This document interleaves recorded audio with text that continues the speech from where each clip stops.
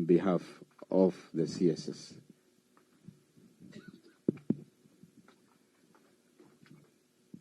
Your Excellency, the fourth President of the Republic, Your Excellency, our wonderful, gracious First Lady, my colleagues from past service in government, the wonderful family of Professor Magoha, ladies and gentlemen. Your Excellency, we've been together with this family since you asked us last week. Immediately this happened, that we tried to step in and work with them to deal with what Professor was handling just before he passed away. So we had the opportunity to sit with Michael, Joseph and Dora to deal with the function that happened on Saturday, and now we're here. And for that, we sincerely thank you, Your Excellency. On behalf of my colleagues, many of them have sent messages of condolences. And Your Excellency, when you called us round, all of us who were in the country were in that meeting with Michael and with Joseph and Dora. Some have had to travel because of commitments. But I'm here today with my colleague, my sister, Professor Margaret Kobia, who served as a CS for Public Service, my brother Uhuru Acheni, who served as the Lord Chancellor of the Exchequer, my brother Peter Munya, who served as Cabinet Secretary for Agriculture, my friend Joseph Musheru, who served as CS for ICT, and my brother Eugene Wamalwa, who served as Minister for Defense, and who also represented all of us at the burial in Game on Saturday. To be frank with you, I have a very long story to tell about Magoha because, as you know, I probably am one of the very few people who are privileged to work with Magoha very closely for about 7 years, 6.5, 7 years in government. Your Excellency, you may recall that sometime in November 2015, when you moved us around, I woke up in the Ministry of Education with all its troubles at that time. The whole story will be in my memoirs when they're published. But I remember that phone call at midnight when you asked me, "Umesikia yale nimefanya?" I said, "Yes, sir. Takueleza kesho what I want to do." I was in Mombasa sorting out Waitiki because I was acting Minister for Lands then. Anyway, long story short, when I came to Nairobi, you spelled out what you wanted done. Then we started the work of putting together a system that would help remake our education sector. Then in around January, February, you appointed Professor Magoha as the chairperson of the Kenya National Examination Council. And I remember that memorable Saturday morning, as though it happened yesterday, when you rounded us up, together with my peers then, Belio Kipsang, Nancy Masharia, Secretary TSC, Professor Magoha, and myself. And you spelled out clearly what you wanted done. You said, must bring an end to examination cheating in this country. My colleagues know what we go through during those situations. Because you said, mwache ujinga wa kusa mtihani hapo. And you said this year, it is not going to happen. Ama mutafute njingine. Then that was the clarion call or order that we needed, which led to the formation of an amazing fraternity in government during some of my happiest days in this life.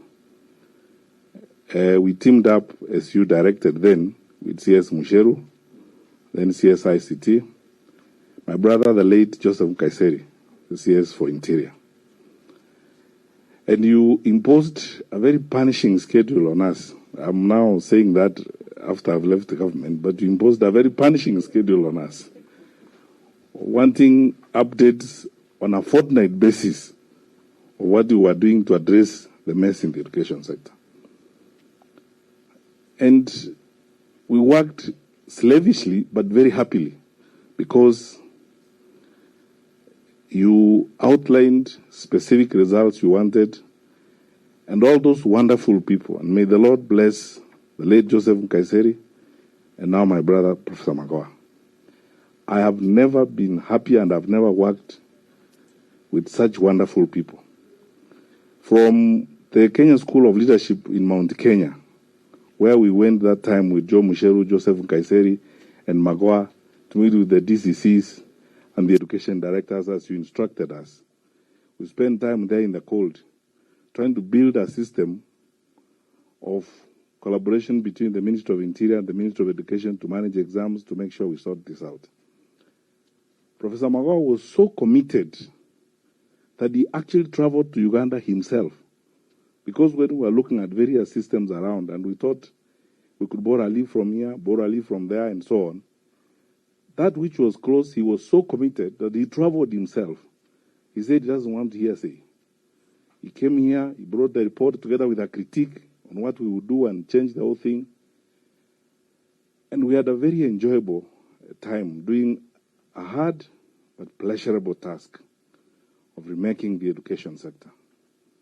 And through all that time, because even when more changes happened in government, I ended up in the Ministry of Interior, you insisted that we will not dismantle the tripartite partnership between the Ministry of ICT, Interior, and the Ministry of Education.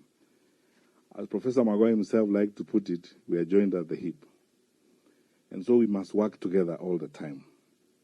We spent long hours meeting all those wonderful Kenyans, and God has blessed us with wonderful people, called district commissioners, county commissioners, regional directors of education, and all those people. Every day repeating to them that what President Kenyatta wants is ABCD, because Professor Magoha said, we serve at the pleasure of number one, and our job is to outline his vision and ensure that it's delivered.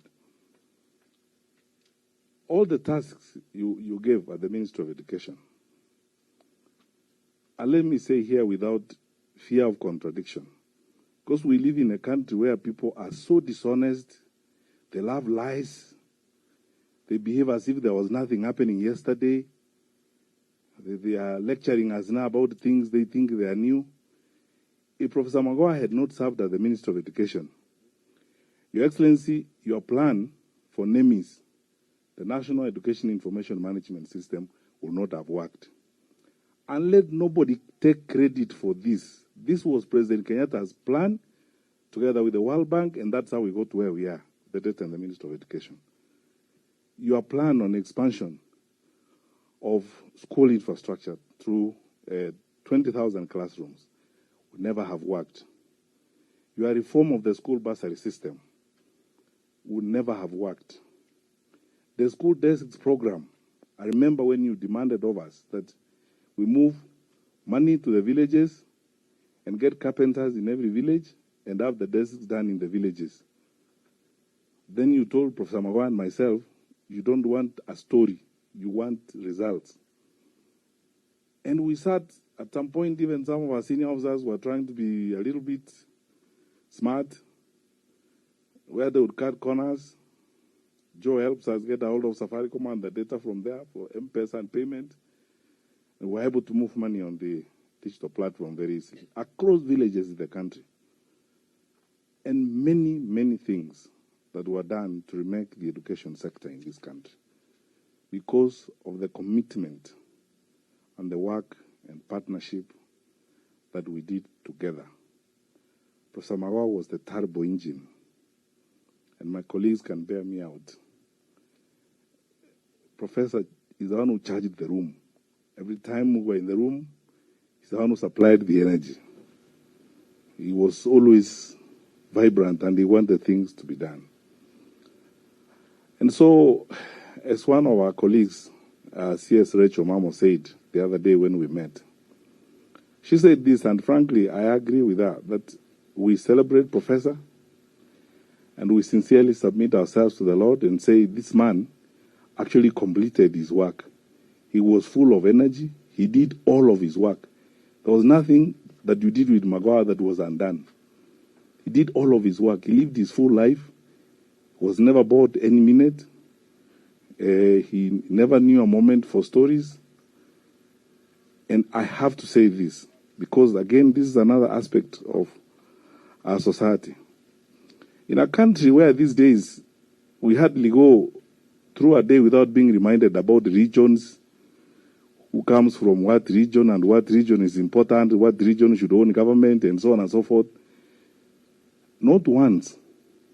And we hired across the board, we had many discussions. Your Excellency, not once did Magoha entertain a discussion about people's backgrounds, about people's ethnicity, about people's regions. Magoha was driven by only one consideration: delivery and excellence in getting the work done. His disdain for politics was not concealed, and his impatience for mediocrity was real. He had no time for pettiness and small talk, and small things around town. He was always driven for results. He said, what does number one want? That's what we do. And this is the way we go. For all of us who worked with Professor Magoha in cabinet, and for me and my colleagues in the education sector in the last 5 or 6 years, we'll be everlastingly grateful to God for the life of this, our wonderful brother. And if there is anything we can do in this world as a tribute to Professor Magoha, in our small way, wherever life takes us, wherever life finds us, we just try to emulate that thing. Honest, sincere delivery of service to the people, period. Nothing else matters. And because of that, a lot of work was done in our country. Your Excellency, there are many things to say. There's problems that you demanded solved and how you wanted. For example, a reorganization of the CQI program by the World Bank. We would never actually have discovered the challenges with that program if Magoha had not served as the Minister of Education. The program was going to be held hostage by certain officials of the ministry, and the government and the people of Kenya were going to lose if Magoha had not been minister in that. And when you insisted that you wanted to see for yourself the data and the facts and everything and how they were done, Magoha delivered. There wasn't a day that you gave assignments and you said things be done in a particular way that Magoha was saying or even grumbling. The other thing I never heard from Magoha for all the time that I worked with him, I never heard Magoha once whine and moan and grumble and complain about systems and people and what have you. He moved in one direction. When Professor Magoha stepped in the room, you knew a leader had arrived. When there was an argument, you predicted Professor Magoha's side even before the argument began. The side would be where the facts are, where the truth is. That is Magoha's side, no matter what. So, honestly, this erudite scholar, very solid academic of unparalleled credentials. There are many people in this world who claim academic credentials. Magoha didn't have to lecture anybody about them. He lived them and you saw them. Since he passed away, I've been called by so many people, colleagues we worked with in the education sector from across the region, because people know how useful Magoha was, for example, to the Inter-University Council of East Africa, to the university standards and the university commissioning credentials across this particular region. Some of our countries in the region could not actually approve their medical schools without Professor Magoha looking at their curriculum. That's how solid and important he was amongst us. I hope that in celebrating him, we emulate those good things he did. Finally, I am not in authority these days, so I can only share hopes. I hope that somebody somewhere in this environment, in the context of all these things that happen and the cacophony, the noises that we hear every day, many of them unhelpful to anybody, will think about how we can immortalize Professor Magoha'S contribution to our society. Either one university will create a chair and name it after Professor Magoha, or a scholarship program and name it after Professor Magoha, or name a research program after Professor Magoha. And actually, if people were to be very honest and sincere, like the universities, and do something like that, a lot of us ordinary citizens of this country who admired his life and had an opportunity to work with him will make our small sacrifices and contribute to that, because that is the greatness of our society. Magoha exhibited the best of Kenya, not the worst of Kenya, the best of our country. And I believe when I see some of the things I see somewhere, someplace these days, I believe Kenya is better than this. And I think about great people like Professor Magoha. And let all of us go forth and do whatever we can. There's only one request I have, and I was asked to make on behalf of my cabinet colleagues. Mama, I'm told there are 1 or 2 kids that Professor Magoha was supporting for school fees. Michael, my cabinet colleagues, those of us who served with Magoha in cabinet, under the leadership of our president, we will make a contribution, because the president told me to talk to my colleagues in cabinet to see whether there's anything he can help us to do to support 1 or 2 of those kids that Magoha was supporting. Let none of them be stranded on account of our brother's departure. Our president is keen on this. He has invested a lot on this. He will help us and guide us to try and help some of those kids so that they are not stuck. And we will work together the way we have worked together, quietly with my brothers and sisters, ex-PSS, so that we also honor our colleague, because I think it's a morally right thing to do. It's the honest thing to do, and even in the face of God, it's the just and sensible thing to do at this time. We wish you all the best.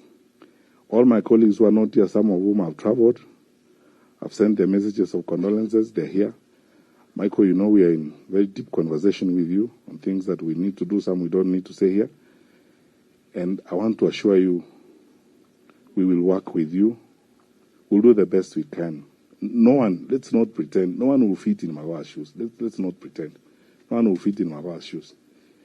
We can only do the best we can, the way God will help us, or whatever God will help us to do, just to alleviate momentary pain and help you move to the next day as we all continue walking the journey of this life. May the Lord shine his face upon you. May the Lord hold you with his mighty right hand. May the Lord bless you indeed. And Michael, there's nothing more challenging than to walk in the footsteps of a towering father. May the Lord bless you, so that as you sustain that name and that generation, God will raise you up to keep to that particular legacy. Thank you. Thank you very much, Waziri Matiangi. At this moment,